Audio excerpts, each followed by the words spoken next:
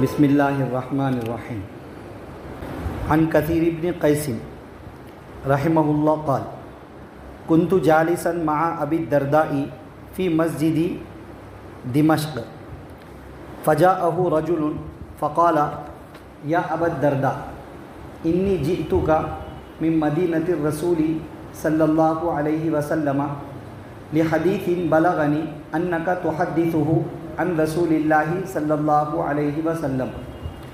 ما جئت لحاجتی۔ کثیر بن قیس رحمۃ اللہ علیہ سے روایت ہے، فرماتے ہیں کہ میں ابو درداء رضی اللہ عنہ کے ساتھ بیٹھا ہوا تھا دمشق کی مسجد میں، تو ان کے پاس ایک صاحب آئے اور انہوں نے کہا کہ اے ابو درداء، میں آپ کے پاس رسول اللہ صلی اللہ علیہ وسلم کے شہر سے آیا ہوں اس حدیث کے لیے جس کے بارے میں نے سنا ہے، مجھے یہ بات پہنچی ہے کہ آپ وہ حدیث بیان کرتے ہیں رسول اللہ صلی اللہ علیہ وسلم کی طرف سے۔ ما جئت لحاجتی، میں کسی اور کام سے نہیں آیا ہوں، کسی اور غرض سے نہیں آیا ہوں۔ قال فإنی سمعت رسول اللہ صلی اللہ علیہ وسلم یقول من سلک طریقا یطلب فیہ علما سلک اللہ بہ طریقا من طرق الجنۃ وإن الملائکۃ لتضع اجنحتها رضا لطالب العلم وإن العالم یستغفر له من فی السماوات ومن فی الارض والحیتان فی جوف الماء وَإِنَّ فَضْلَ الْعَالِمِ عَلَى الْعَابِدِ كَفَضْلِ الْقَمَرِ لَيْلَةَ الْبَدْرِ عَلَى سَائِرِ الْكَوَاكِبِ وَإِنَّ الْعُلَمَاءَ وَرَثَةُ الْأَنْبِيَاءِ وَإِنَّ الْأَنْبِيَاءَ لَمْ يُوَرِّثُوا دِينَارًا وَلَا دِرْهَمًا وَإِنَّمَا وَرَّثُوا الْعِلْمَ فَمَنْ أَخَذَهُ أَخَذَ بِحَظٍّ وَافِرٍ۔ تو فرماتے ہیں کہ حضرت ابو درداء رضی اللہ عنہ نے کہا کہ میں نے رسول اللہ صلی اللہ علیہ وسلم کو یہ حدیث ارشاد فرماتے ہوئے سنا کہ آپ نے فرمایا، جس شخص نے کوئی راستہ چنا تاکہ وہ اس راستے میں علم حاصل کرے، جو شخص علم حاصل کرنے کے لیے چل پڑا تو اللہ تعالیٰ اسے اس راستے کی وجہ سے جنت کے راستوں میں سے ایک راستے میں داخل کرتے ہیں، یعنی وہ جنت کے راستوں میں چلتا ہے۔ اور میں نے یہ بھی فرماتے ہوئے سنا کہ آپ نے فرمایا، فرشتے، بے شک فرشتے اپنے بازوؤں کو، اپنے پروں کو رکھ دیتے ہیں، روک دیتے ہیں، پھیلا دیتے ہیں طالب علم کی رضا کے لیے، رضاً لطالب العلم، علم کے حاصل کرنے والے شخص سے راضی رہتے ہوئے۔ وَإِنَّ الْعَالِمَ يَسْتَغْفِرُ لَهُ مَنْ فِي السَّمَاوَاتِ وَمَنْ فِي الْأَرْضِ، اور یہ بھی فرمایا کہ بے شک عالم کے لیے استغفار کرتے ہیں، مغفرت کی دعا کرتے ہیں وہ تمام لوگ، وہ تمام مخلوق جو آسمانوں میں ہیں اور جو زمینوں میں ہیں۔ والحیتان فی جوف الماء، یہاں تک کہ پانی کے اندر مچھلیاں بھی اس کے لیے مغفرت کی دعا کرتی ہیں۔ اور آپ نے یہ بھی فرمایا کہ بے شک عالم کی فضیلت عبادت کرنے والے پر، عابد پر ایسی ہے جیسے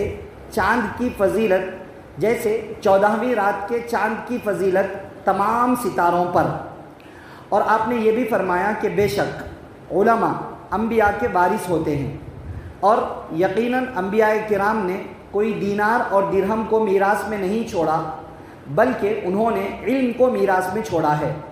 تو جو شخص علم کو لیتا ہے وہ بہت بڑے حصے کو، بہت بڑے نصیبے کو لیتا ہے۔ اس حدیث کو امام احمد نے، امام ترمذی نے، امام ابو داؤد نے، امام ابن ماجہ نے اور امام دارمی نے رحمہم اللہ، ان سب نے روایت کیا ہے۔ اور امام ترمذی نے اس راوی کا نام قیس بن کثیر کہا ہے، کثیر بن قیس کے بجائے۔ آج کے درس حدیث میں کچھ قدرے بڑی، تھوڑی سی بڑی حدیث پڑھی گئی ہے جس میں کئی ساری باتیں معلوم ہوتی ہیں، بہت ساری باتیں۔ بنیادی بات علم حاصل کرنے کی فضیلت معلوم ہوتی ہے، کئی ساری باتیں اس میں ذکر کی گئیں۔ ایک بات، اس ٹائم پر لوگوں کا علم حاصل کرنے کے لیے شوق، حدیث سننے کے لیے شوق کیسا تھا ان لوگوں کا، کہ صحابہ کرام نا جب نبی صلی اللہ علیہ وسلم دنیا سے پردہ فرما گئے، صحابہ کرام بہت سارے جگہوں پر پھیل گئے علم دین کو پھیلانے کے لیے، الگ الگ علاقوں میں پھیل گئے۔ چنانچہ حضرت ابو درداء رضی اللہ عنہ یہ ملک شام مسجد دمشق میں درس دیا کرتے تھے، احادیث وغیرہ بیان کیا کرتے تھے۔ تو ایک صاحب محض حدیث سننے کے شوق میں، علم حاصل کرنے کے شوق میں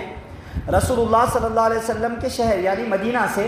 وہ وہاں پہنچے ہیں کہ وہاں پر بھی صحابی ہیں، یہاں سے وہاں پہنچے ہیں اور وہ بھی ایک حدیث بیان کرتے ہیں، تو میں وہ بھی حدیث حاصل کر لوں، میں وہ بھی علم حاصل کر لوں۔ اس کے لیے انہوں نے لمبا سفر طے کیا ہے، صرف ایک حدیث حاصل کرنے کے لیے۔ انہیں پتہ چلا تھا کہ حضرت ابو درداء رضی اللہ عنہ نبی صلی اللہ علیہ وسلم کی طرف نسبت کر کے آپ صلی اللہ علیہ وسلم کی یہ حدیث لوگوں کو بتلا رہے ہیں، تو میں وہ حدیث حاصل کرنے کے لیے، علم حاصل کرنے کے لیے یہاں تک آیا ہوں۔ انہوں نے کہا حضرت ابو درداء رضی اللہ عنہ سے۔ اس ٹائم پر حضرت ابو درداء رضی اللہ عنہ کے مجلس میں، علم کی مجلس میں کئی سارے لوگ تھے، ان میں ایک راوی ہیں کثیر بن قیس ان کا نام ہے یا قیس بن کثیر ہے ان کا نام، اس میں اختلاف ہے کہ ان کا نام کثیر بن قیس تھا یا قیس بن کثیر تھا۔ تو خیر وہ یہ پورا قصہ بیان کر رہے ہیں کیونکہ وہ اس وقت وہاں موجود تھے، پورا قصہ۔ تو اس سے ایک بات یہ معلوم ہوئی کہ علم حاصل کرنے کے لیے کیسا شوق تھا اس وقت لوگوں میں، کیسا جذبہ تھا کہ ملکوں کا سفر صرف علم حاصل کرنے کے لیے کیا کرتے تھے۔ ایک حدیث بھی ہوتی تو اس کو معلوم کرنے کے لیے ملکوں کا سفر کر لیا کرتے تھے۔ یہ صحابہ کرام، تابعین جو صحابہ کرام کے شاگرد ہیں، ان کا شوق تھا۔ پھر تبع تابعین، پھر ان کے بعد سب میں یہ سلسلہ رہا، یہاں تک کہ ائمہ محدثین جن کا ہم نام لیتے ہیں آج، جنہوں نے بڑی بڑی کتابیں لکھ رکھی ہیں، بخاری شریف، ترمذی شریف، نسائی شریف، یہ جو کتابیں لکھ رکھی ہیں، ان کے جو محدثین ہیں، انہوں نے کیسے جمع کی ہے ان ساری روایات کو؟ وہ ایسے ہی علم حاصل کرتے تھے، حدیثیں حاصل کیا کرتے تھے کہ بھئی وہاں سنا کہ کوئی حدیث بیان کر رہے ہیں، وہاں پہنچ گئے، ان سے سنا کہ کوئی حدیث بیان کر رہے ہیں، وہاں پہنچ گئے، پھر پوچھا کہ آپ نے کس سے سنا، آپ نے کس سے سنا، آپ نے کس سے سنا، پوری تحقیق کر کے انہوں نے حدیثوں کی کتابیں لکھ دی۔ اور آج ہم لوگوں کے لیے الحمدللہ اللہ کا کرم یہ ہوا کہ ساری چیزیں ایک کتاب کے اندر آسانی سے ہمیں میسر ہے، ہمیں ملکوں کا زیادہ سفر کرنے کی ضرورت بھی نہیں ہے، بس 2 قدم گھر سے نکال کر مسجد تک پہنچنے کی ضرورت ہے، مدرسے تک جانے کی ضرورت ہے، یا کسی عالم کے پاس بیٹھ کر کے دین حاصل کرنے کی ضرورت ہے۔ اور اب تو الحمدللہ اتنی سہولتیں آ چکی ہیں کہ بس موبائل فون آن کرنے کی ضرورت ہے، موبائل فون آن کریں، کھولیں، اسمارٹ فون ہیں آج کل، کتابیں ہیں، علماء سے مشورہ کر لیں کہ میں کون سی حدیث کی کتاب پڑھوں، میں کون سی تفسیر کی کتاب پڑھوں، علماء سے مشورہ کر کے اس کو حاصل کر لیں، بس کتاب اپنے پاس رکھے، کھولے پڑھیں، صرف ٹائم دینے کی ضرورت ہے۔ اتنی سہولتیں آج ہم لوگوں کے پاس ہو چکی ہیں، مگر پھر بھی آج کل بہت کمی ہے اس کے اندر، جتنا ہے اللہ کا کرم ہے، اللہ نے اتنی تو توفیق دے رکھی ہے۔ تو بھائی یہ شوق اور یہ جذبہ ہونا چاہیے علم حاصل کرنے کے لیے کہ ہم اپنا وقت بھی فارغ کریں اور کچھ وقت نکال کر جاننے والوں کے پاس بیٹھ کر علم حاصل کریں، یا کم سے کم ان کے مشورے سے کتابیں معلوم کر کے ان کتابوں کو پڑھیں۔ اپنی مرضی سے انٹرنیٹ پر سرچ مت کریں، کھنگالیں مت، کیونکہ ہمیں اتنا پتہ ہی نہیں ہے کہ صحیح کیا ہے غلط کیا ہے، لکھنے والا کون ہے۔ تو مشورہ کر کے بس تھوڑا سا وقت کی قربانی اور تھوڑا سا اپنی جان کی قربانی دینی پڑے گی۔ جان کی قربانی مطلب عملی طور پر چلنا پڑے گا۔ تو یہ کام ہے، یہ کرنا چاہیے، علم حاصل کرنے کے لیے اتنی محنت تو کرنی چاہیے۔ تو انہوں نے ساتھ میں یہ بھی کہہ دیا، ان صاحب نے، کوئی اور غرض سے نہیں آیا، کوئی عہدہ مانگنے کے لیے نہیں آیا، کوئی پیسہ لینے کے لیے نہیں آیا، کوئی قرضہ لینے کے لیے نہیں آیا، صرف دین کی نسبت پر، صرف دین کی نسبت پر جمع ہوا ہوں آپ کے پاس میں، علم حاصل کرنے کے لیے آیا ہوں، بس اللہ کو راضی کرنا مقصد تھا، حدیث رسول صلی اللہ علیہ وسلم سننا مقصد تھا۔ یہ انہوں نے وضاحت کر دی۔ اب پھر حضرت ابو درداء رضی اللہ عنہ نے وہ حدیث ان کو سنائی۔ اس حدیث میں بہت سی باتیں ذکر کی گئیں۔ ایک، جو شخص علم حاصل کرنے کے لیے کسی راستے پر چلتا ہے تو اللہ تعالیٰ اسے جنت کے راستے پر چلاتے ہیں۔ مانے علم حاصل کرنے کے لیے نکلنا یہ جنت کے راستے پر چلنا ہے۔ ہم گھر سے نکل کر یہاں آتے ہیں تو اس کو بھی یہ فضیلت ملے گی۔ کوئی ایک کنٹری سے دوسری کنٹری جاتا ہے صرف مقصد علم حاصل کرنا ہے اور کچھ بھی مقصد نہیں ہے، تو وہ بھی جنت کے راستے پر چل رہا ہے۔ ہم گھر سے نکل کر مدرسہ جاتے ہیں تو بھی جتنے طلبہ عزیز آج کل مدارس میں پڑھنے کے لیے آتے ہیں وہ بھی سب کو یہ فضیلت ملے گی، مگر مقصد صرف علم حاصل کرنا ہونا چاہیے، کوئی دوسری غرض مقصود نہیں ہونی چاہیے۔ اور بھی کام ہے، یہ بھی کام ہے، تب بھی یہ فضیلت ملنا مشکل ہے۔ اور بھی کام ہم نے اپنے ٹارگٹ میں بنا لیے ہیں، نہیں، اس غرض سے آئے تھے، واپسی میں جاتے جاتے اور بھی کچھ کام کر رہے ہیں، ٹھیک ہے، پھر کوئی حرج کی بات نہیں ہے، مگر گھر سے نکلنے کا مقصد علم حاصل کرنا ہونا چاہیے اور بس۔ دوسری فضیلت، جو لوگ علم حاصل کرنے کے لیے نکلتے ہیں، جو طلبہ علم ہوتے ہیں، مدارس میں پڑھنے والے یا مسجدوں میں دین سیکھنے کے لیے جمع ہونے والے، علم حاصل کرنا ان کا مقصد ہے، جاننا مقصد ہے، قرآن و سنت کو میں جانوں، حلال حرام کو میں جانوں، یہ علم میں حاصل کروں، تو کہا کہ ایسے لوگوں کے لیے فرشتے اپنے پر رکھ دیتے ہیں، فرشتے اپنے پر رکھ دیتے ہیں۔ کیا مطلب؟ فرشتے پر والے بھی ہیں، اللہ نے فرشتوں کو پر بھی دیے ہیں، ان کے بازو پروں کی طرح ہوتے ہیں، مختلف ٹائپ کے فرشتے ہیں، تو فرشتے اپنے پر ان کے لیے رکھ دیتے ہیں۔ یہاں سمجھیے، بعض لوگ اس کا مطلب بیان کرتے ہیں فرشتے ان کے لیے پر اپنے بچھا دیتے ہیں، نیچے بچھا دیتے ہیں اور چلنے والا اس پر سے چلتا ہے۔ بعض لوگ یہ مطلب بیان کرتے ہیں اس کا، لیکن زیادہ صحیح مطلب اور راجح مطلب یہ ہے کہ فرشتے اس کے احترام میں اپنے پروں کو اوپر سے روک کر کے کھڑے ہو جاتے ہیں، اس کے احترام میں، بس کھڑ گئے، اس کے عزت احترام میں۔ کیسے ہوتا ہے نا، مثال کے طور پر کوئی بڑے لوگ ہمارے گھر کے اندر آ گئے تو ہم ان کے احترام میں کیا کرتے ہیں؟ اپنے ہاتھوں کو ان کے پیروں کے نیچے نہیں بچھاتے ہیں، بلکہ ادب و احترام کے ساتھ اپنے ہاتھوں کو باندھ کر کے کھڑے ہو جاتے ہیں، ادب احترام کے ساتھ۔ تو یہاں پر بھی فرشتوں کے ہاتھ ان کے پر ہیں، تو فرشتے اپنے پروں کو کھول کر کے رکھ کر کے وہ روک کر کے کھڑے ہو جاتے ہیں اس کے احترام میں۔ تو بڑی فضیلت ہے، علم حاصل کرنے کے لیے فرشتے بھی احترام کر رہے ہیں، یہ مطلب ہے اس کا کہ فرشتے اپنے پر اس کے لیے رکھ دیتے ہیں، روک دیتے ہیں۔ دوسری فضیلت اور تیسری فضیلت اس کی کہا، آپ صلی اللہ علیہ وسلم نے ارشاد فرمایا، جو شخص عالم ہے، علم حاصل کرنے کے لیے نکلا ہے، علم حاصل کر چکا ہے، حلال حرام کو جانتا ہے، عالم بن چکا ہے، بہت سے قرآن و سنت کی باتیں جان چکا ہے، تو اس کے لیے آسمان و زمین کی تمام مخلوق، یہاں تک کہ سمندر کے اندر مچھلیاں بھی مغفرت کی دعا کرتی ہیں۔ کتنی بڑی فضیلت ہے، رکاوٹ نہیں ہے، ہر شخص بن سکتا ہے، ہر شخص عالم بن سکتا ہے، علم دین حاصل کر سکتا ہے، سب یہ فضیلت پا سکتے ہیں، بس تھوڑی سی مشقت، محنت، وقت کی قربانی، جان کی قربانی دینی پڑے گی۔ اور ایک فضیلت یہ بیان فرمائی، عالم کی فضیلت عابد پر ایسی ہے جیسے 14ویں رات کے چاند کی فضیلت ستاروں پر۔ 14ویں رات کا جو چاند ہوتا ہے نا، مکمل ہوتا ہے، کمپلیٹ ہوتا ہے اور پورا روشن ہوتا ہے، تو سارے ستارے ایک طرف اور 14ویں رات کا چاند ایک طرف، ایک چاند کی روشنی سارے ستاروں کی روشنی پر بھاری ہے، زیادہ ہے، تو کہا ایک عالم کی فضیلت عابد پر ایسی ہی ہے۔ عابد کا مطلب جو شخص علم پڑھنے پڑھانے میں لگا ہوا نہیں ہے، مگر روز روزے رکھتا ہے، راتوں میں تہجد بھی پڑھتا ہے، پوری رات عبادت کرتا ہے، اور بہت سارے نفل کام، مستحب کام سب کرتا ہے۔ دوسری طرف ایک عالم شخص ہے جو علم دین کے پڑھنے پڑھانے میں لگا ہوا ہے، وہ صرف فرض اعمال کر رہا ہے، واجب اعمال کر رہا ہے، سنت مؤکدہ کر رہا ہے، کوئی نفل اعمال زیادہ نہیں کر رہا، روزانہ وہ روزے بھی نہیں رکھ رہا ہے، رات بھر عبادتیں بھی نہیں کر رہا ہے، مگر لوگوں کو علم سکھا رہا ہے، علم پڑھ کر دوسروں کو بتا رہا ہے۔ تو ایسا والا عالم جس کی عبادتیں بظاہر کم ہیں، بس ضروری والی عبادتیں ہیں، نفل کیٹیگری کی عبادتیں اس کے پاس زیادہ نہیں ہیں،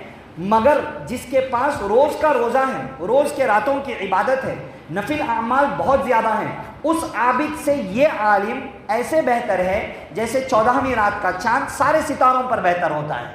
یہ فضیلت ہے علم والوں کی۔ تو اس لیے یہ بھی ایک فضیلت حاصل کرنے کے لیے ہمیں خود اس کیٹیگری میں جانا چاہیے، نہیں جاتے ہیں تو کم از کم ان کے پاس بیٹھ کر علم سیکھنا چاہیے، پورا ادب و احترام ملحوظ رکھنا چاہیے۔